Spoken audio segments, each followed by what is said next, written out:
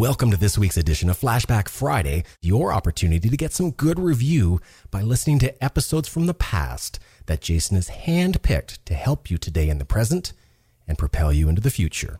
Enjoy.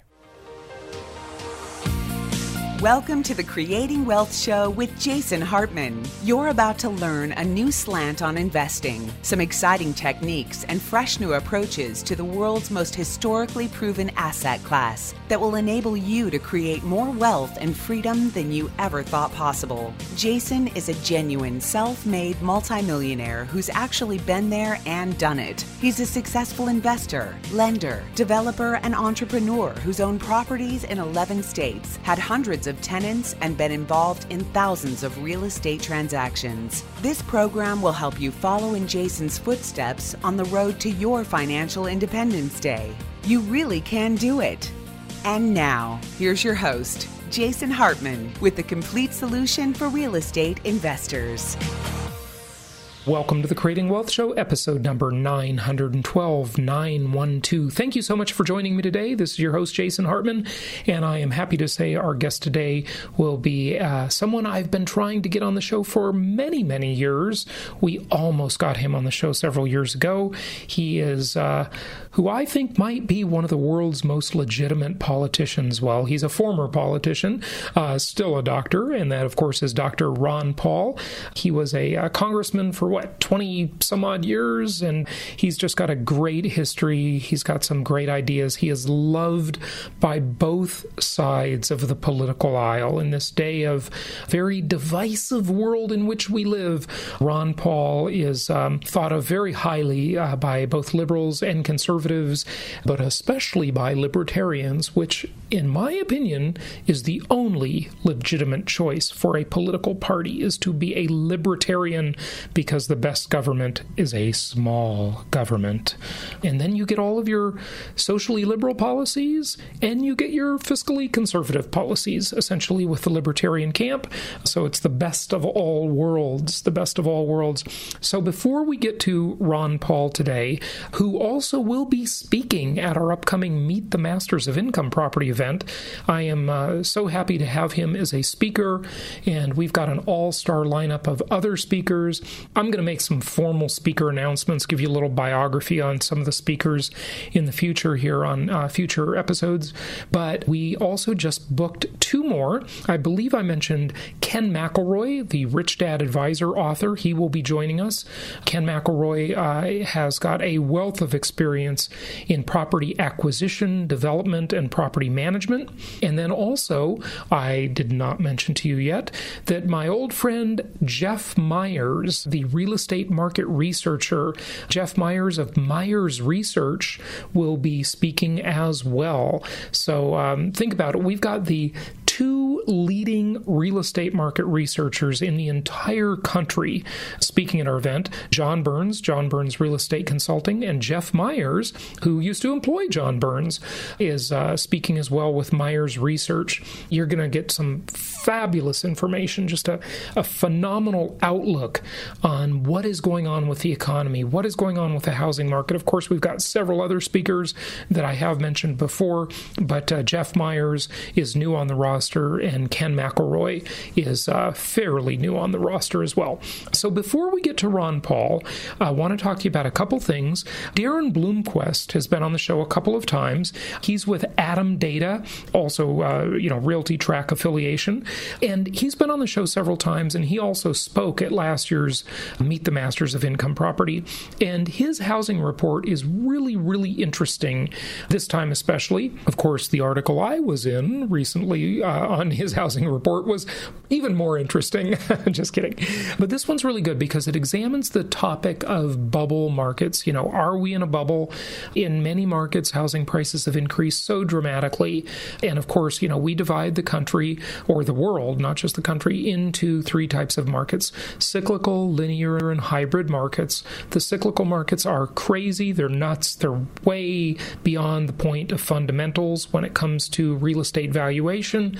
The The hybrid markets, less so. The cyclical markets, I still think, are quite a bargain, and apparently all of you do too, because you are buying properties like they are going out of style. As the old saying goes, my mom used to tell me when I was a kid, Jason, you spend money like it's going out of style. Well, she thought I did that because my mom's more conservative than I am, but I don't know. I'm fairly conservative with my money lately. I guess, you get a few years under your belt and you just realize that was a lot of hard work to earn all that money, and I don't want to have to do it again. So that's why we do a lot of consumer advocacy on the show, and we report to you on various scams and bad investments and so on and so forth. We will continue to do that. You've, of course, heard my shows about the folks in Kansas City, the guy in Hilton Head, South Carolina, but Atlanta, all over, I don't know, PIP, the tax lien company, and so forth. You just heard another interview. A third victim came forward, well, really a fourth victim on the show talking about that. When it comes to a bubble, there were a couple of interesting things in here in this article. One of them was the construction void as a risk factor. So they talked about these various risk factors, and I love the way Daren and his co-author outlined them in this article. And remember, I have, for the last 12 years, taught you about what I call the 3 dimensions of real estate, how things are non-correlating indicators when it comes to housing value. Now, what do I mean by value? I don't mean price. I mean value to you as the investor, because you might have these counter-cyclical things, right? Like the value of your house, the capital appreciation potential of your house, yet at the same time, you have the rental income, the yield produced on the income generated by your property. And these two things, many times during many cycles of the market, are very, very much non-correlating. And I always refer to the conversation with my friend Nancy back in circa 2004 at the car wash. I bump into her, and she works for Irvine Apartment Communities, one of the largest apartment owners in the country. And I said, "How's business, Nancy? How are things at IAC?" And she says, "We're not having a very good year." And I said, "Why is that?" And she says, "Well, Jason, everybody's buying a house from you. And so it has sucked renters out of the renter pool." And this is the wonderful thing about income property, the most historically proven asset class in the entire world. Why? Because you can win regardless of the market by simply adjusting your thinking and thereby adjusting your strategy. So is your strategy a capital gains strategy, or is it a yield strategy? So that adjustment is important. So one of these risk factors they talk about in the report is the construction void. And this is pretty startling. Are you ready for this? Okay, let me read this to you. Housing risk factor number 4, the construction void. Available for sale housing inventory is so low in part because of the aforementioned lengthening home ownership tenure. What they talked about there is how people are staying in their homes a little longer, which, by the way, I don't think that will be a continuing trend. I think that's a symptom of the Great Recession. I think that's a bit of an anomaly. We live in a very mobile society. There's always new stuff, new technology. If you want to see a stagnant housing market, just look at, for the westernized world, just look at Europe. Okay, Europe, people own their homes forever, stay in them forever. There's not a huge real estate brokerage business in Europe. Now, of course, you could go much further than that, and you could say, well, what about Russia? What about, what about Eastern Europe, the former Soviet bloc, right? Even more so there, but I'm talking about even in Western Europe, much less activity in terms of move-up buyers, right? So the homeownership tenure has increased. Again, I don't think that is a long-term trend, but right at the moment, it increased to, I believe, 8.3 years. So a little longer than normal. Typically that's a 5 to 7 year turn, right? So in part because of institutional investors, so we talked about homeownership tenure, in part because of institutional investors who acquired hundreds of thousands of single-family homes as rentals near the bottom of the market and are continuing to hold on to these homes. Well, that's in part true, but it's not completely true. Lots of those have also been liquidated as well. So, I predicted that the institutional buyers would not love this business because it's very fragmented, and the temperament of big institutional buyers is that they can deploy billions and billions of dollars worth of capital very easily. They can manage it very easily, even if they get lower returns. Hey, it's not their money. So it's that sort of ease of management, right? But for the small investor, embrace the fragmentation, put up with a few frustrations, and make a lot more money than you will in the institutional type asset classes. Okay, I think hopefully you can tell where I'm reading and where I'm editorializing, because you can just tell. So I don't need to quote this and that. I hope I don't need to be that strict about it. But if you want a copy of this report, just ask your investment counselor and they will give you a free copy of this report. If you attended Meet the Masters last year, then you got a free subscription to this report. Okay, so you, of course, can refer to it and you can see where I'm actually reading and where I'm just talking off the cuff. Okay, so moving on here. They're keeping the houses, blah, blah, blah. And in part because there isn't much new supply of homes in the pipeline. Now, this is the startling part. You ready? If anything were falling behind, now what he's talking about there is construction, falling behind in construction of new homes. HUD and the Census Bureau estimate that we're likely to market 610,000 new single-family homes this year based on June sales figures. That's about the same production rate as we saw in February of, are you ready for this? Are you sitting down, investors? Are you ready? That's about the same production rate of new housing stock as we saw in February of, drumroll, 1964. Whoa! Are you telling me that the new single-family home supply in February of 1964 was just about the same as it is today? In February of 1964, we had about 192 million people living in the United States. And today, you know how many we have? About 320 million. Oh my God! Is that a shortage or what? Oh! Yeah. Okay. Stop yelling, Jason. Calm down. Keep telling the people what they need to know. So here's what it says. The bubble danger with the supply shortage. By the way, can you tell I've had 2 cups of coffee this morning? Okay, yes, I have. One was a bulletproof coffee and one was a regular one. 2 cups already. And it's only 11 a.m. That's why I'm hyper. Okay. The bubble danger. With a supply shortage, home prices can quickly rise, thus reducing the pool of qualified borrowers and cutting sales. Well, prices go up, fewer people qualify, you got to drive further, drive until you qualify to the outlying areas of any metro area, and cutting sales. But folks, and this is just me talking, as I've told you before, what this ultimately means, and this is what it means with inflation, but also with asset inflation.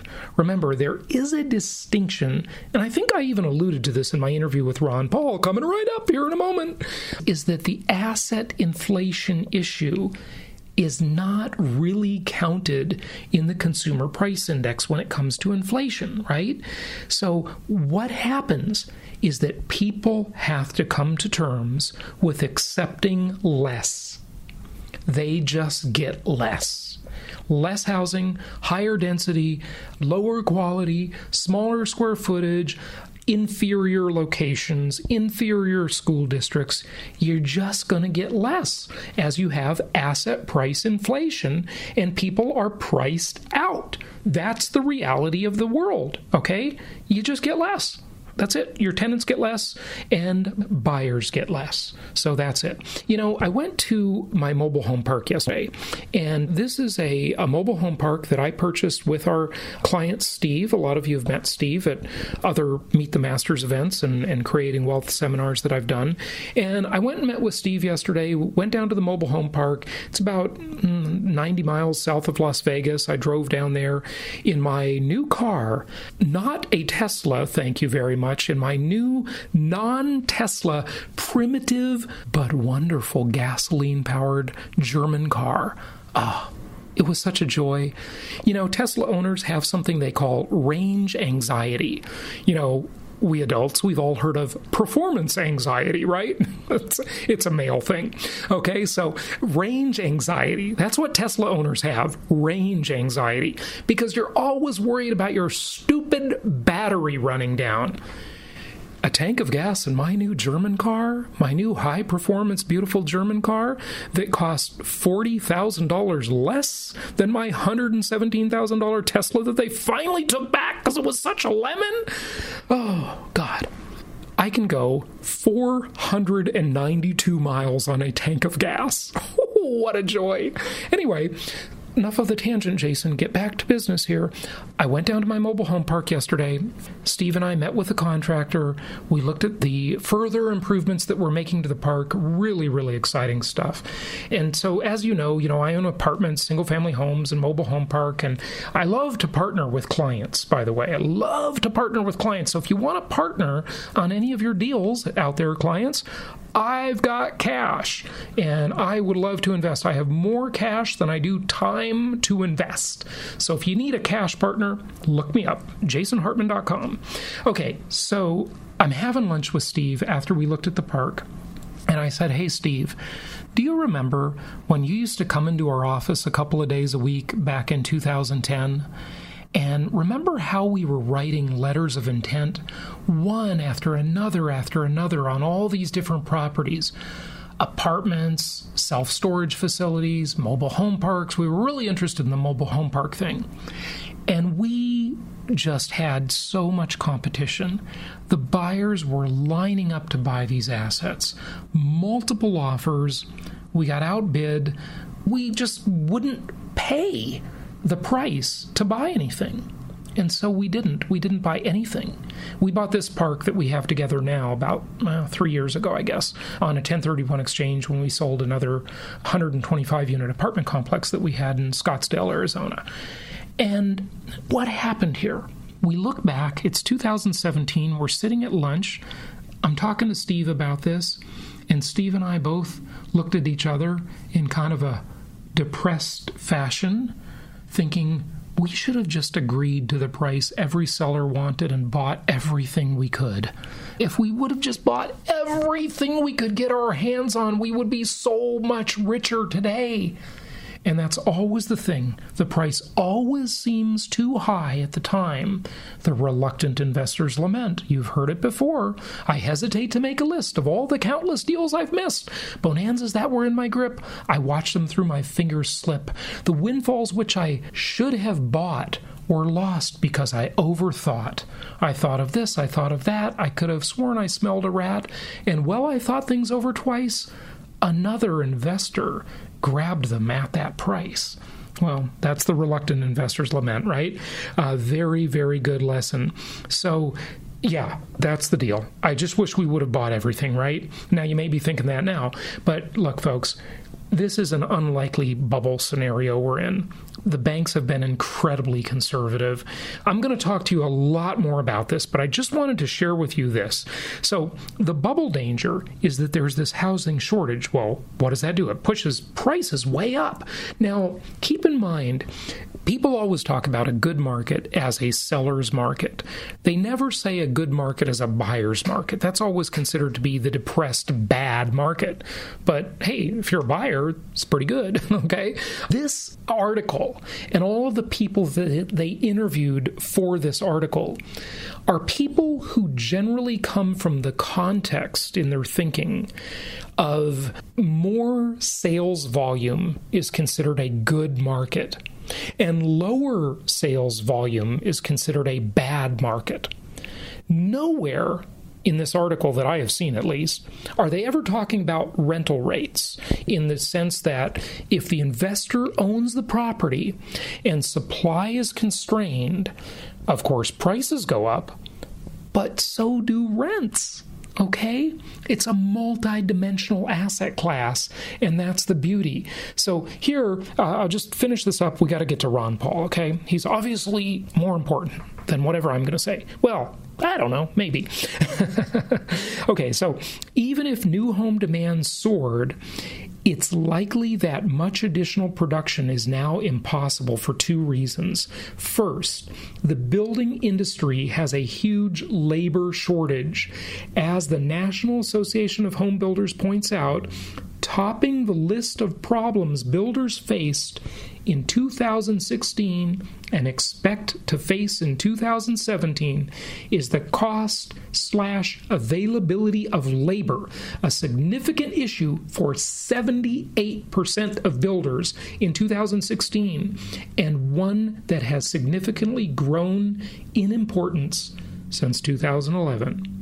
Second, new homes are expensive. The median sale price for a new home in June was $310,800 versus $263,800 for existing homes, meaning that for many potential buyers, new homes are simply beyond reach. Folks, don't wait to buy real estate. Buy real estate and then wait. The only thing you've got to do to make sure you're going to be in good shape. I mean, there are outlier problems. I get it. Nothing's perfect. This is certainly not perfect. But if you simply follow my 10 commandments of successful investing, and you buy properties that make sense the day you buy them, you do all the other stuff that we talk about on the show, you're going to be in good shape. I mean, we are, in my opinion, in the linear markets, we are very, very far from a bubble concern for many reasons that we've talked about. But we will keep talking about this. I got a lot more I want to talk about here. We got to get to Ron Paul. This interview is already getting long. So remember your 5-year plan contest, jasonhartman.com/contest. Do your 5-year plan video. Do it for yourself. But hey, also, you might win free VIP tickets to meet the Masters. You might win free travel allowance. What else are our prizes? I don't even remember. Go to jasonhartman.com/contest. They're awesome. Oh, and a Venture Alliance weekend. Yeah, we got incredible prizes. So do your 5-year plan video. Also, register for Meet the Masters and get your ticket. If you haven't purchased a ticket, about 160 of you have, I believe. But if you haven't purchased a ticket yet, get your ticket. Well, we still have early bird pricing. You've got 3 levels of options. If you enter and win the contest, we will refund your ticket costs, and then you will get that back and you'll have your free tickets. Or you can just give your ticket away, or bring your significant other, whatever you like to do. Okay, so here, without further ado, it's my honor to have Ron Paul on the show today, and here he is.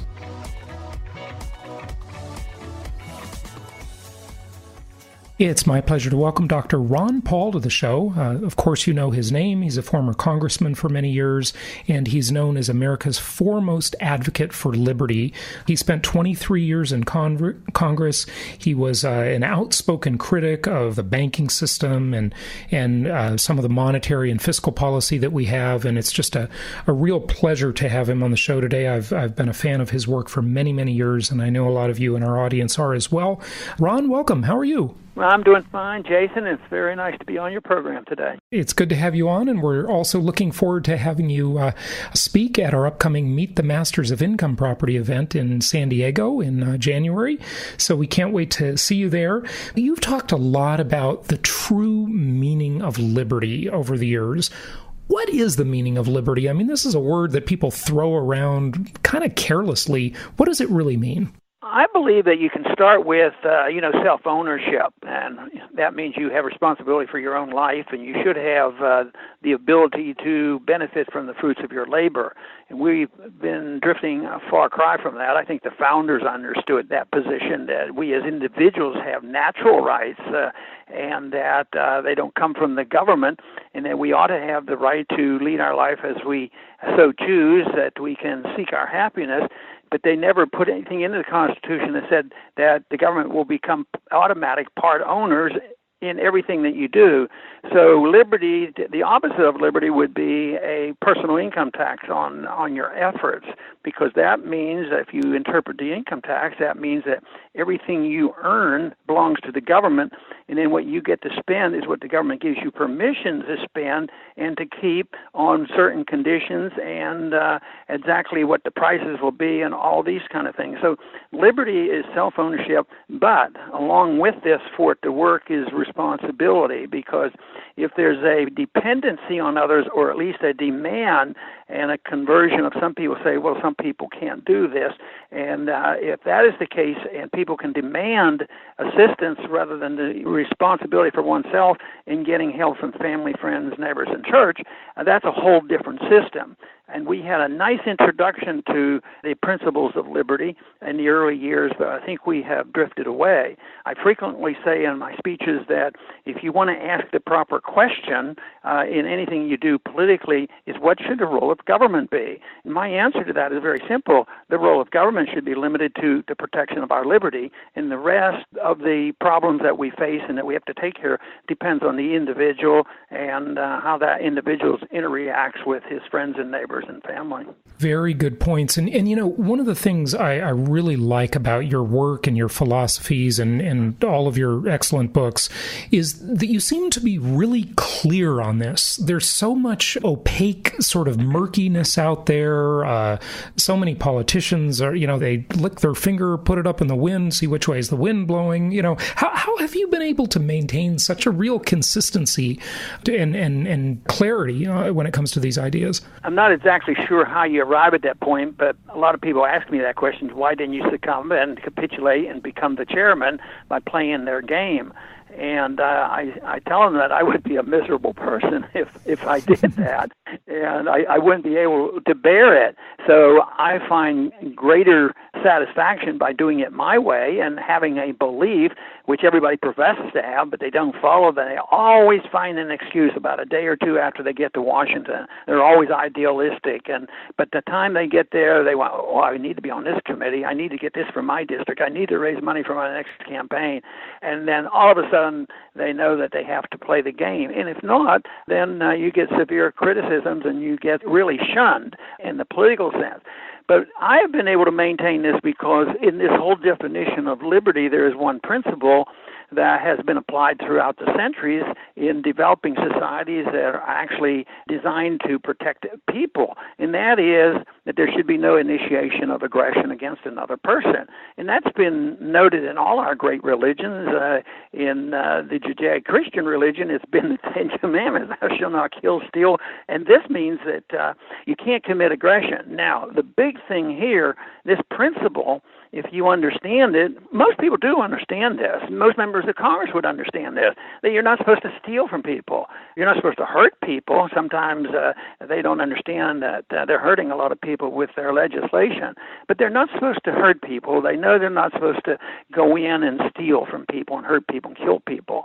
But they have no compunction about sending the government and the IRS and the NSA and all the agencies of government to do what you and I can't do. If you and I can't do it, this is so clearly put in Bastiat's law that you can't do anything in government that you can't do as an individual. So if I can't go into your house, because of your privacy protection, government shouldn't do it. But you hear it all the time. The government doesn't go for search warrants anymore, and especially since this century. In this century, the NSA has totally abolished the Fourth Amendment. It's so absurd, our government has lost its way. Yeah, no, it definitely has. But, one would argue that, well, the government has to protect people's liberties, and they do this under the guise of protecting us. It's for our own good. So how do you distinguish that? How do you draw that line? Of course, like you said, don't commit an act of aggression against another person. If we can't do it, the government shouldn't do it.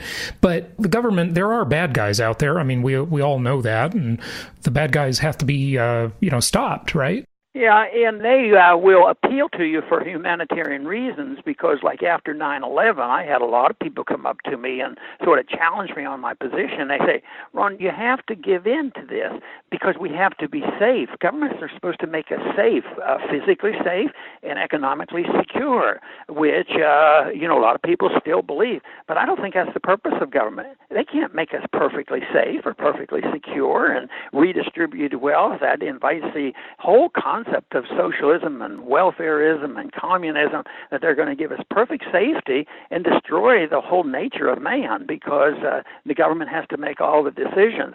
So once an individual or a society caves in and say, the government needs to make me safe, and believe me, I can understand it, I can sympathize with it after 9/11. That was certainly a disaster, but just think, we were spending over $40 billion before 9/11 to make us safe and secure. It was a total failure of government. So government can't do it. All they can do is undermine our liberties and make things much worse. So I think the practical argument has to be stated, the moral argument has to be stated, and then we have to refute those people so that only the government can make us safe. I don't believe that is the case. I think when governments tend to do that, they make us unsafe and very poor, and we get involved in wars trying to make us safe and secure. Well, and then there's the whole issue of blowback of, why it happened in the first place, why 9/11 or any of these acts happened in the first place. I kind of wonder, in the Ron Paul thinking, how much of it is blowback? I mean, you can't really argue that 100% of these acts are a blowback problem. Certainly that's a huge part of it, I'm sure, but and nobody can really know, but there'd probably be some terrorism even if we weren't interfering in everybody else's business, right? Or no? I think it is a combination. It isn't all or nothing. But the radicals are out there. I think there's radicalism in all religions. And if it's initiated, they can become very, very violent, and that is a big problem. But when you have an excuse, such as us portraying violence on people, invading their countries and bombing their countries and committing coups and getting so involved in hurting people and many people suffering from our foreign policy, this just feeds into those who want to radicalize. And I think they do not. The radicals in all the religions, I don't believe for a minute they really represent those religions. And some people in this country, especially right now, if you believe in Islam, that it's automatic that you are a very violent person. And see, I don't buy into that, but I do buy into the fact that there's a lot of radicals that have been incited and they get their support from our foreign policy. So the stimulus for it may well be blowback, but you have to have somebody out there looking for a fight anyway, and I think that's what happens. Yeah, no question. One of the things you talk about that I absolutely love, and I'm sure almost all of our listeners love the idea of this, and that is the Liberty Amendment. The Liberty Amendment, which is ending the income tax. But Ron, how would the government survive? The government needs money to at least do the few things enumerated in our chartering documents, promote the general welfare, that's been blown way out of proportion, provide the common defense, that's been blown way out of proportion. All of this stuff is so far from original intent, obviously, but the government still needs some money to run. Where would it get it if we didn't have an income tax? Would it strictly be by inflating the money? That's another form of tax. Sure. It's like we have double taxation. I think the first question is do we have any examples of a country doing well without an income tax? And I will say, yeah, we did pretty well. From the time our country was started up until 1913, we didn't have an income tax. Of course, they tried it in the Civil War, and it was very small in 1913 on. but the principle was established, and that was very bad.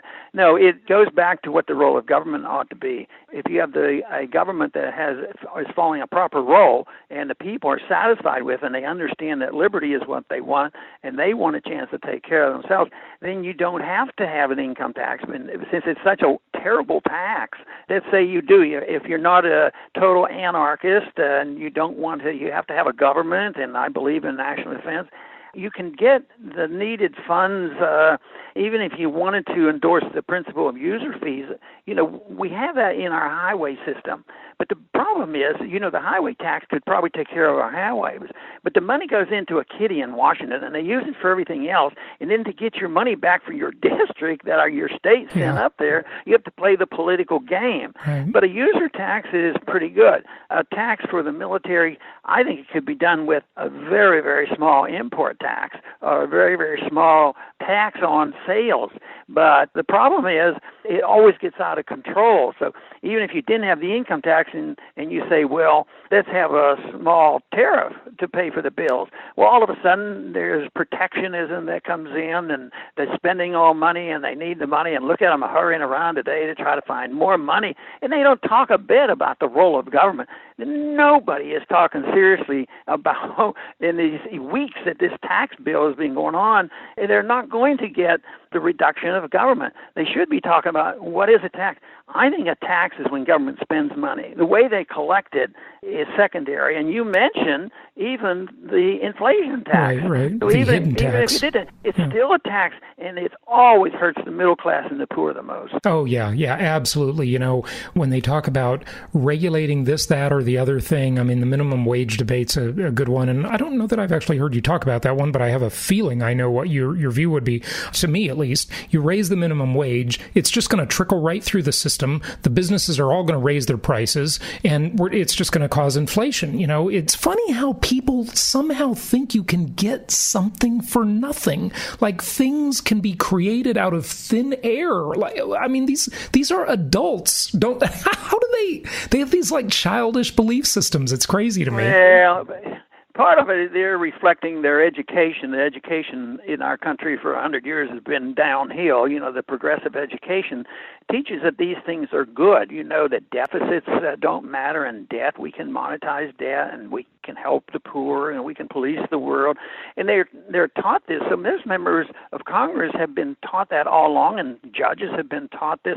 So they endorse this, but they don't understand what a voluntary society is. You talk about a minimum wage.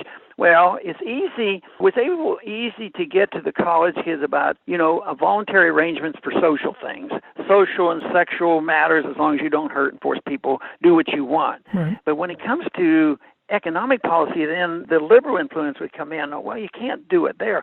But it's the moral principle is the same. The government should allow us to have our social associations decided by ourselves as well as economic. If that is the case, then you work for the person you want, then you have to work out a deal, or they decide to pay. It actually works out better than the coercion, and it's the coercion that is so dangerous. I've often said that, even if the system that I describe would not work so well and we'd all be a little bit poorer, I'd still want it just for the moral reason. But we don't even have to deal with that. This system that I'm talking about in sound money is the humanitarian system where you have the greatest amount of wealth and the best distribution of wealth, and yet we as conservatives and libertarians, we don't do a good job in promoting that message. This episode has gone a little longer than expected, so we will be back with part 2 on our next regularly scheduled podcast. Thanks for listening. Thank you so much for listening. Please be sure to subscribe so that you don't miss any episodes. Be sure to check out the show's specific website and our general website, hartmanmedia.com, for appropriate disclaimers and terms of service. Remember that guest opinions are their own, and if you require specific legal or tax advice or advice in any other specialized area, please consult an appropriate professional. And we also very much appreciate you reviewing the show. Please go to iTunes or Stitcher Radio or whatever platform you're using and write a review for the show. We would very much appreciate that. And be sure to make it official and subscribe so you do not miss any episodes. We look forward to seeing you on the next episode.